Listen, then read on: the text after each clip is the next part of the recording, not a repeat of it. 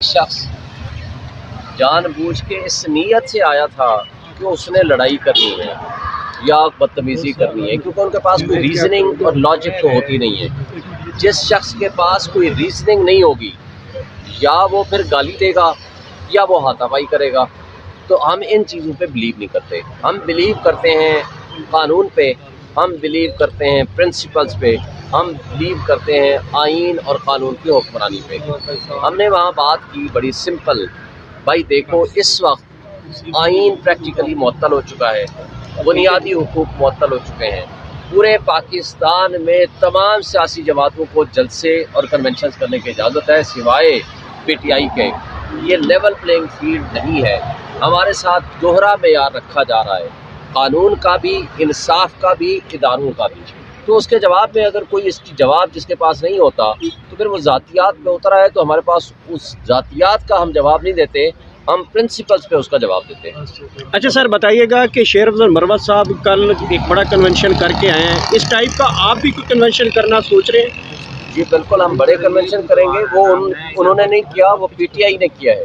P T I کر رہی ہے، اور کے پی میں ابھی تک پراپرلی ہمیں اجازت نہیں ملی، لیکن پشاور ہائی کورٹ کو سلام ہم پیش کرتے ہیں کہ پشاور ہائی کورٹ نے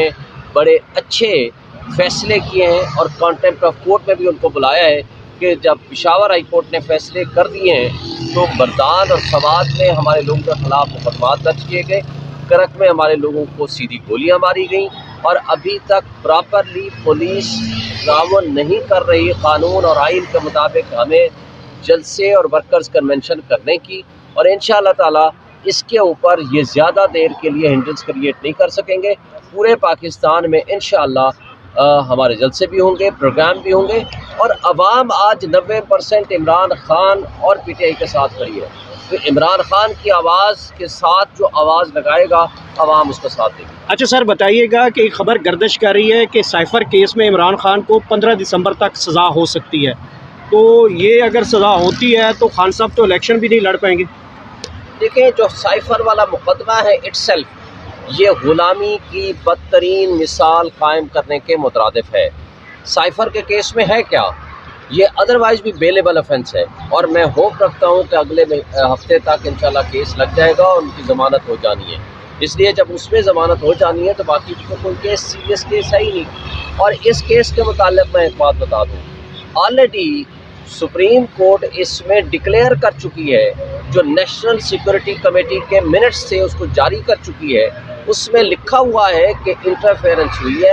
اور اس مداخلت کے نتیجے میں جو سازشی کردار ہیں اس کے لیے کمیشن بنایا جانا تھا۔ کمیشن کس نے بنانا تھا؟ حکومت پاکستان نے۔ یہ جسٹس عامر فاروق صاحب کا فیصلہ غلط ہے، جس نے کہا جی اس پہ تو کمیشن، یہ جو تھا سپریم کورٹ آلریڈی اس پہ فیصلہ دے چکی ہے، حالانکہ سپریم کورٹ نے کہا کمیشن بنایا جائے، اور وہ کمیشن کس نے بنانا تھا؟ حکومت پاکستان نے۔ عمران خان نے جنرل ریٹائرڈ طارق کی سربراہی میں کمیشن بنانے کا حکم جاری کیا، جو اس نے بعد میں معذرت کر لی تھی، اور شہباز شریف نے فلور آف دی ہاؤس پہ کھڑے ہو کر کہا تھا کہ میں اس پہ کمیشن بناؤں گا، لیکن نہیں بنایا، تو جس سے ان کے اپنے بدنیتی ظاہر ہوتی ہے۔ لیکن یہ کہنا کہ جناب چونکہ کمیشن نہیں بنا لہٰذا سائفر کیس میں عمران خان کو جیل میں بند کر دو، یہ آن دی فیس آف اٹ غلامی کی بدترین مثال قائم کرنے کے مترادف ہے، اور مجھے یقین ہے کہ جب یہ اوپن ٹرائل ہوگا تو میں نہیں سمجھتا کہ اس میں کوئی بھی جج اس میں ان کو سزا دے سکے گا۔ اچھا سر، بتائیے گا کہ 30 کے قریب جو ہے وہ باپ پارٹی جو ہے وہ نواز شریف کے ساتھ الحاق کر چکی ہے۔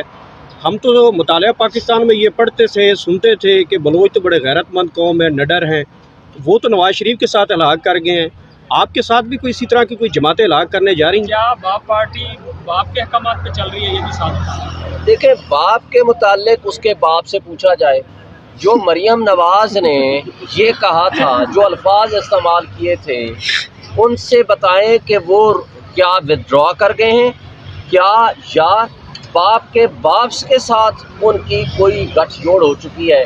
اب یہ تو یا مریم نواز بتا سکتی ہے، یا شہباز شریف یا نواز شریف بتا سکتے ہیں کہ باپ کے باپ سے ان کا کیا تعلق، رشتہ ڈیولپ ہوا ہے، جس کی بنیاد پہ ہم یہ کہیں کہ آج باپ اور مسلم لیگ نون دونوں چونکہ کنگز پارٹیاں ہیں اور باپ کے ساتھ